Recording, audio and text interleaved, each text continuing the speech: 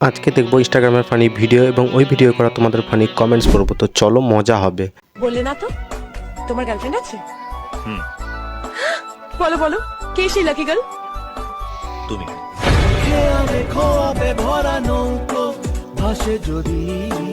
বেচারা কুকুরটাকে দেখে মায়া লাগছে, জড়িয়ে জারিয়ে কিনায় কি করছে। বলছি লাকি গার্ল, তোমার ফিউচার লাকি বয়ের জন্য একটু ভালোবাসা জমিয়ে রেখো। চলো দেখি এদের দুজনের ভালোবাসা দেখে তোমাদের কি মতামত।